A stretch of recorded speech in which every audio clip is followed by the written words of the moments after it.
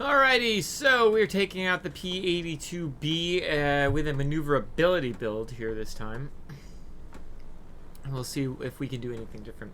Actually, the focus is on ground damage and maneuverability. And as such, we're going to be going straight for that command center. Show me what you can do, pilots. Let's roll. Alright, so let's get up and at 'em here. We've actually been slightly impacted on our altitude performance as well with this build compared to, and a pretty significant difference already. We were about 30 miles an hour faster with the speed build, and we are definitely not 30 miles an hour faster right now. Let's try not to blow ourselves up here. So there's a little tiny something or other here. Oh yeah, our guns will be able to get that. There we go. Try not to lose all our HP. Ow. I feel like the AA really wants us knocked out here. Still got both our rockets left. Okay. Well, we've knocked out the sector. Let's get our boost back. It was a little Attention all fighters. Enemy bombers detected. a little crazy, actually, I guess we'll say there. Getting all of our, taking so much damage. Try not to typically do that. We don't have the boost ability that you would typically have with the speed build for this plane. Really, you know, to have this build be successful, you want to be focusing on your air-to-ground ability and your engagement with planes that typically you wouldn't try to fight against, so like fighters and multi-rolls. Hey, an XP-72, how ironic. We can easily outmaneuver an XP-72 with this build.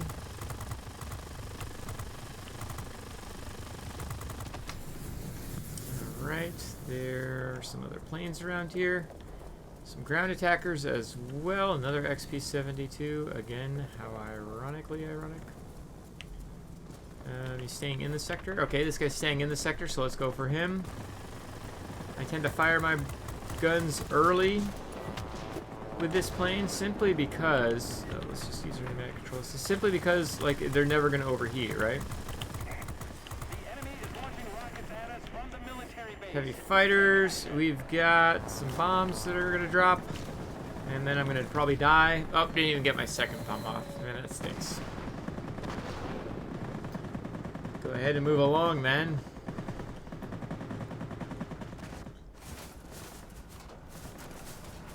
Unfortunately, the way this map is set up, we're probably going to lose pretty quickly here. Let's reload our bomb.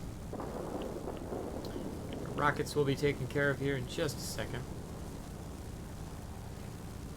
Let's get our boost on. We'll get this RB-17, maybe even in the sector. If we could get our people to stop going for the airbase instead.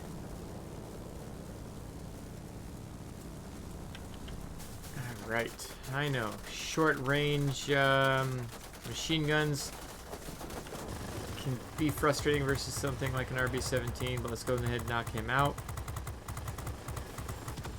Only frustrating because of the short range of them, not because of the ability to do damage. Because, man, they do some damage. The Ju-287's up in the stratosphere, and this plane's altitude performance will not allow it to mess with that. So let's go ahead, let's use our air-to-air ability here. F2G is ignoring us, so we're going to ignore him. Got our missiles back here. Missiles, our rockets back. Actually, we need to get for this guy. Look at that. Took out half his damage just with one pass.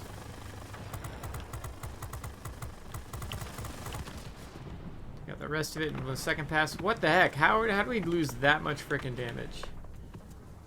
That many hit points, I mean.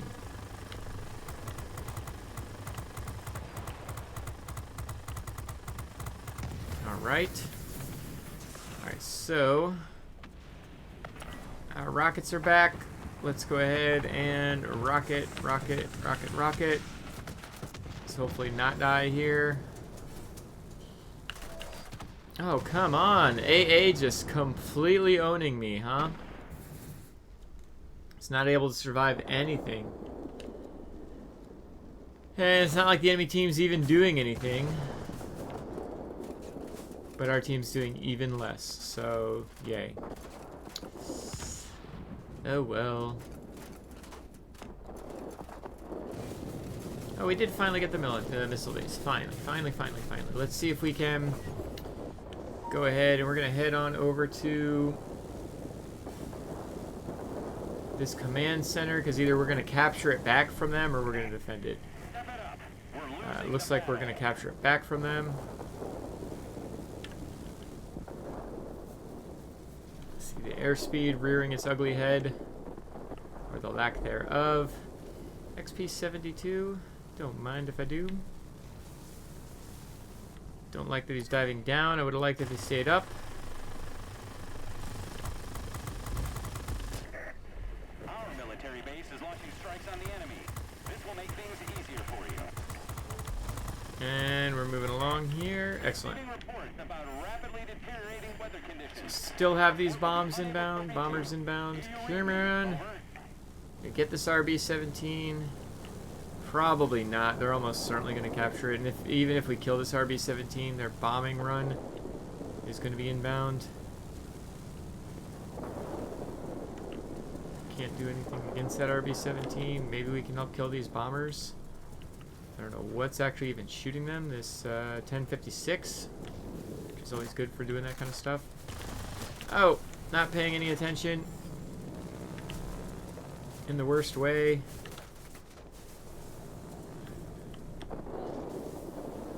Here we go. 1056, don't mind if I kill that. There we go. Somehow our team actually got their act together. And we've got air supremacy. That's nice. Luckily we were able to get the... Okay, so we're going to flip this sector back again because we still need to. Gonna kill this guy just to kill him. Because why not?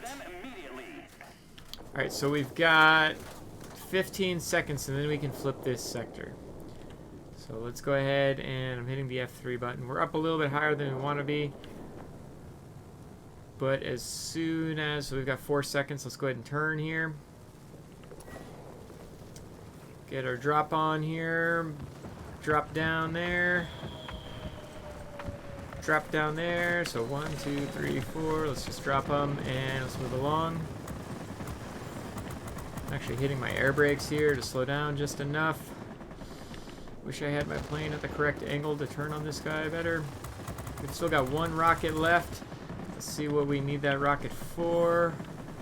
Looks like this right here. And there's 1 more little slot there. Our friendly didn't die in the sector. We would have just had this.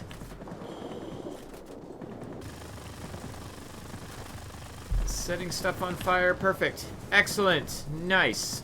Gotta love 14 machine guns. That'll set stuff on fire. So let's get some altitude. Is that the JU-287? Is he still way up in the frickin' stratosphere? Well, let him stay in the stratosphere, honestly. He's too high up to be all that impactful, to be honest. It's going to take him too long to get where he wants to get to. Let's use our air-to-air capabilities here. Probably want to... Okay, yeah, let's get this guy really quick. And I do mean really quick. Oh, but we did pull off the win. Nice. So we were able to get Wing Legend out of that one. Let's head on back. So this was the maneuverability build. What's funny is if we didn't die, I guess we could have gotten a Gabreski out of that. And this would be a very good Gabreski type plane, to be honest. So let's do a quick review of what this game was, and we'll look at my setup of this plane, and then we're going to hop into a speed build. So You know, we did a little bit of everything. For better for worse, I mean, look at this freaking Yak 19. Oh my God, bot on their team. We had to overcome there. So, but we did, right? And so this plane can do that kind of stuff. When you've got the maneuverability set up on the plane, you can do some air-to-air capabilities, and you can definitely do some air-to-ground. We did almost 50,000 ground damage this particular battle. With the setup on the equipment here, we have, well here, so I'm doing this experimentation. I'm quite liking it. I'm sticking with it. I'm using the radio equipment. The reason being is it helps my concealment, helps me detect the enemies from further away, and yeah, and so that's the base aspect of the radio equipment, and it's quite helping. It's helping quite a bit, I should say. The other options here, I just don't see the impact that you'd think you'd want to see. Cockpit armor, I could understand somebody wanting to use that just to help your pilot stay in the game, but this heavy fighter isn't all that heavy of a fighter. It's, you know, its hit points is only it's actually below average for the for a heavy fighter. It's right in the middle, I guess you'd say, but it's kind of closer to a multi-role fighter. And so resistance to injuries doesn't really mean a whole lot, especially if it's going to impact your maneuverability. G-suit, you're never really in the yellow on this plane, so it would just never be very helpful. Even with the maneuverability build, a G-suit on the the P-82B is not a viable option. So it really comes down to radio equipment and sight. Sight, I can completely understand. You want to get your 14 machine guns on target as quickly as possible, but I've been flying without the sight for a while now, and I haven't had an issue with hitting the target. Being able to have greater concealment, I think, is a better benefit, at least for my playstyle. And so you're going to notice the radio equipment is what I'm sticking with no matter the rest of my build. This particular maneuverability build, I really have gone as much as I could, besides the fact that I don't have ultimate equipment yet. But I have gone all in with maneuverability. Lightweight wing frame here helps maneuverability. Lightweight engine helps with maneuverability. I've gone ahead and put the uprated engine on here simply because it doesn't reduce the boost percentage, and so I want to be able to keep as much of my boost as possible because this plane is so much slower than a speed build version of the plane.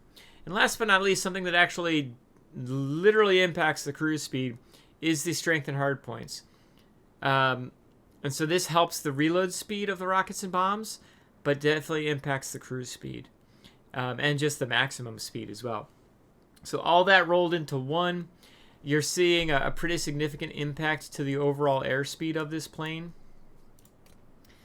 The airspeed is actually right at where it would be even if you had a stock plane, which is 65. That being said, the maneuverability is significantly higher. And you're able to take advantage of your ability to turn with some planes that don't think that they can be turned with. The other thing that's being impacted by this, your bombs and rockets, your overall cumulative damage, or at least the reload speed of that cumulative damage, is being positively impacted, and as such, the bombs and rockets are significantly higher than the standard that you would have had of 30 with your bombs and rockets on this particular plane. So that's kind of my all-in for maneuverability build on this plane. Let's take a look at a speed build and take a look at the differences. Alright, so we are taking out the P-82B, this time with a speed build. So the reload of the bombs and rockets is going to be significantly impacted. And the turnability of the plane is going to be significantly impacted. In fact, I think it's +6 on speed, -6 on maneuverability. And that being said, the maneuverability is still going to be okay. Says us. Let's see what we can do here. So you can see I'm already at my basic top speed for the maneuverability build. And we're boosting on past that. Now, even with this boost, we're not going to be getting up above 470 miles an hour. The plane just doesn't want to do that. And I guess we'll send everybody else over there. I'm going to head to the mining facility. And the reason I'm going to head to the mining facility eventually anyway is because, A, we can take down bombers and ground attackers with ease in this plane. And we've got the bombs and rockets to be able to, you know, have a positive impact on that sector as well. This plane really, really does like going at mining facilities, other than the fact that it's pretty weak for a heavy fighter as far as hit points is concerned. And as such, you know, you can have some struggles in that regard. Let's go ahead and come on. There we go, perfect. All right, so we're going to go ahead. We've still got 15 seconds for the boost, so let's head on over here. It's definitely something for somebody like me, a Leadfinger Larry over here. The speed build is pretty nice for that aspect of it. The maneuverability build, you kind of have to wait for things to come to you, so to speak. Let's go ahead and angle down. Dropping a bomb there, dropping a bomb there. And 1, 2, 3, 4, 5. Some really significant speed there on the way down.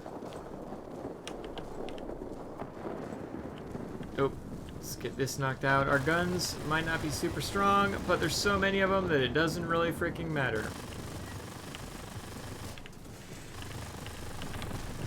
Let's try not to crash. Whew, that was a little closer than I wanted it to be. We'll go ahead and turn back around. Oh, you know what? Actually, there's some bombers inbound here. Let's see if we can knock this out. Probably not. Turn, you flippin' thing. Dang it! Alright, so let's just go ahead and get Rye here. I'm sure he's boosting his way through. Oh, is he actually going to turn? Okay, cool. Cool story, bro.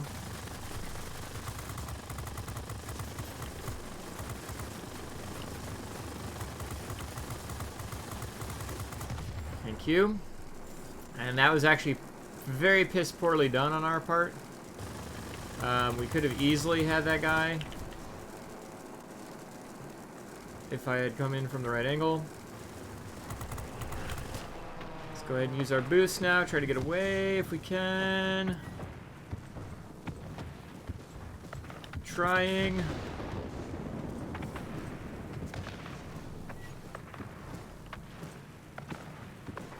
Let's see if we can't get away from this dude. Enemy bombers inbound. Oh, he's still chasing us. Freaking Jawas, man. Jawas and their inability to know when to just stop it.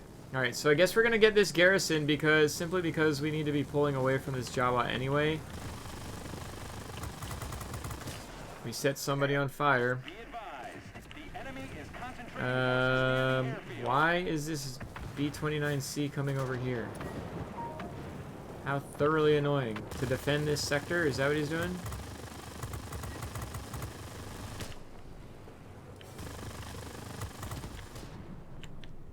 Frickin' Jawa is still headed over here? Oh my goodness.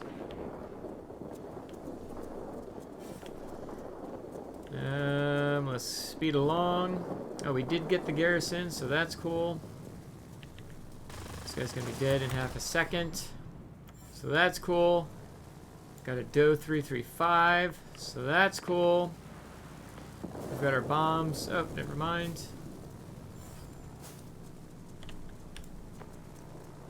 DO 335's coming at us here. Up and over. Even with the non-maneuverability build, we're going to be able to outmaneuver basically every heavy fighter in the game at our tier.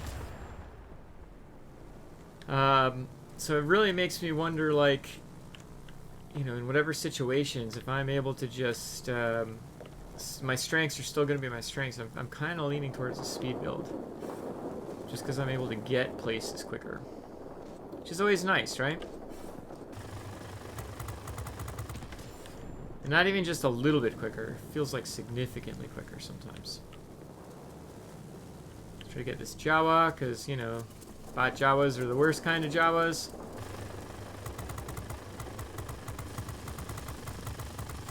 That's actually not true, but man, Jawas are just pains in the butts no matter what.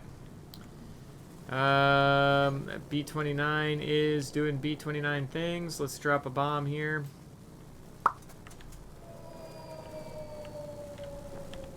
P-51H kind of things. Oh, dang it.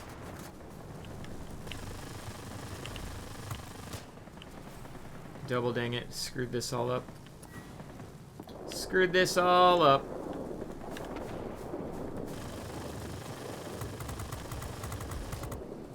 Let's see if I can get away from this shenanigans. They're still chasing me. No, they're giving up, which is nice. Screwed that drop up significantly. Hang in there. You'll soon be cut off from support. I say again, Wow, everybody's chasing me. Oh, he is still chasing me.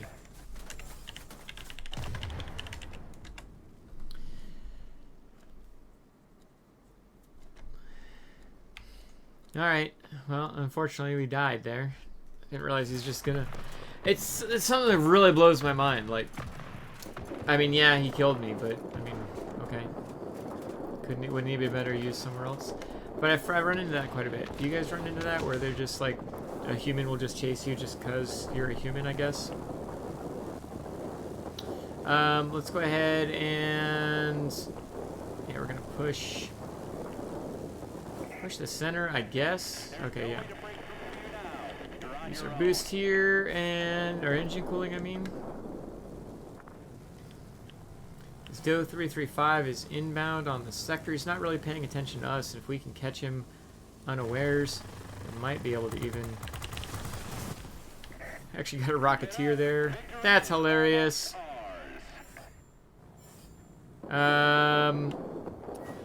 Let's see if we can't get this guy knocked out. Yeah, you don't want to do this, little Zero.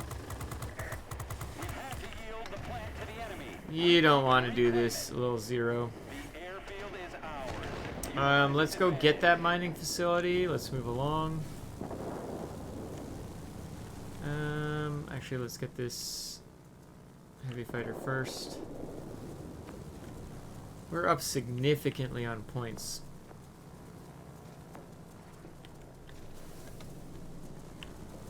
So let's try to knock out this B-32. Which we can. Yay. Let's try to knock out this Hornet. Which we can. Yay. Let's try to knock out Rye here. Which probably shouldn't try.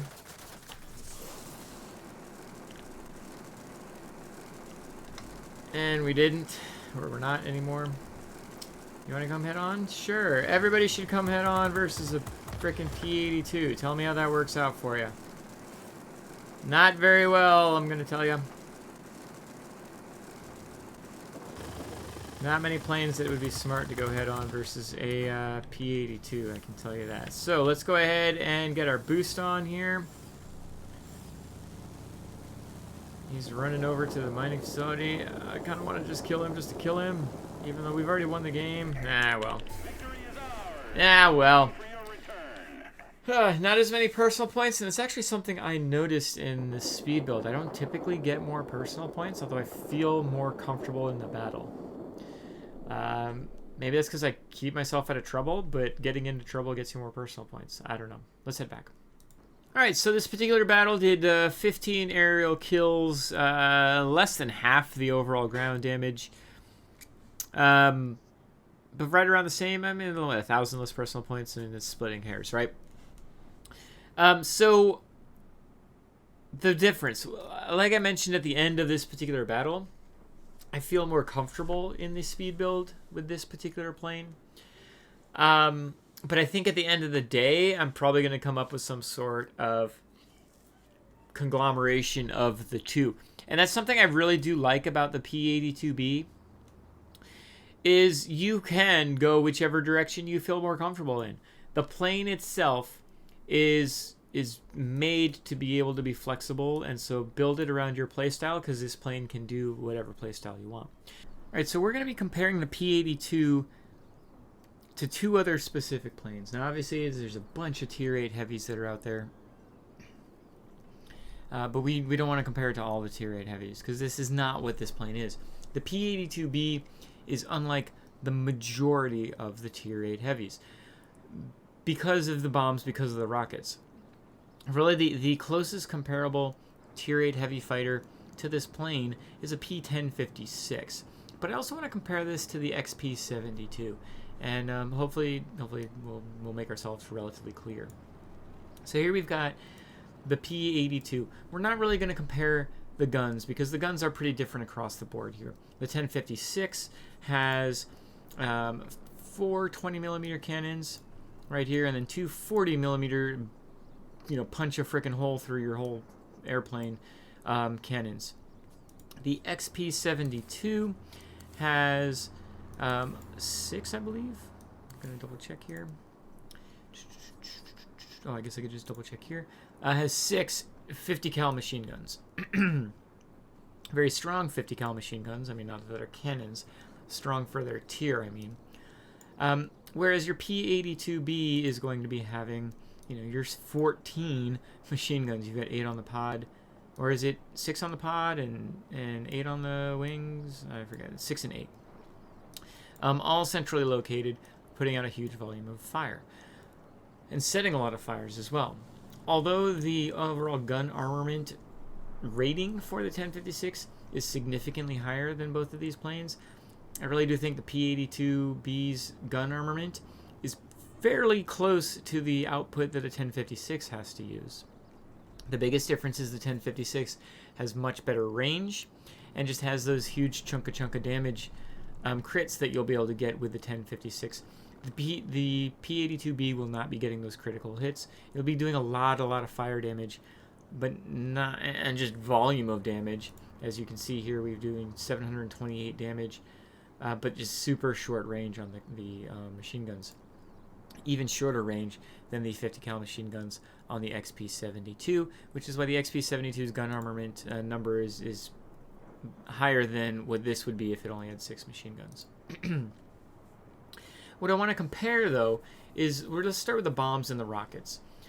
You have 2 500-pound bombs on the P-82, same 500-pound bombs that you'd have on the XP-72. The P-1056 has 2,000-pound bombs. Difference is you have 10 rockets on the P-82. These 10 rockets actually do less damage. They're both HVAR rockets, but they do less damage per rocket than the 8 rockets on the XP-72, so they kind of basically even out. And so the XP-72 and the P-82's ground armament is basically the same. The 1056 has 8 rockets as well that do pretty darn good damage. It's the 1,000-pound bombs that really put it above and beyond on the 1056, but not so much to where you're like, oh my goodness, it's like a completely different level of ground damage. But the 1056 and the P-82B, as well as the F-82, are really the only air-to-ground Tier 8 heavy fighters, and so that's why I want to make sure that we're comparing these on a relatively even playing field. You'd say, and you'd look at the 1056 here, and you say, well, a lot of people don't like the way it looks, but you've got 2 jets on this plane, so you should have a ridiculous speed compared to something like a P-82. Well, yes and no. You definitely have good boost when the jet's going off, but when the jet's not being used, when you're just at an even keel, so to speak, as far as just flying around at your normal speed, the airspeed difference, you're not going to really notice a huge difference unless you've set up your plane with the maneuverability build. You set up your P-82B. If you set up your P-82B with the maneuverability build, you're still going to be faster than the XP-72, at least base. You're going to be more comparable to that plane as far as your airspeed is concerned. And so you wanted to keep that in mind. The XP-72 is a fast Tier 8 multi-role fighter, but it's still just a multi-role fighter, so it's not the fastest thing out there in the world. Your airspeed with a speed build, and keep in mind my build here is not full speed, but has slight maneuverability, is still on par with the 1056. Your biggest difference that you're going to notice with the airspeed difference on these is, again, your overall boost speed is going to be higher with your 1056, and your maximum dive speed is going to be higher with the 1056. And so you want to keep that in mind, but your actual overall airspeed, your constant background airspeed, so to speak, with a reasonable speed build on the P-82 is going to be right in line with the 1056. What's going to make a huge difference between these planes is the maneuverability.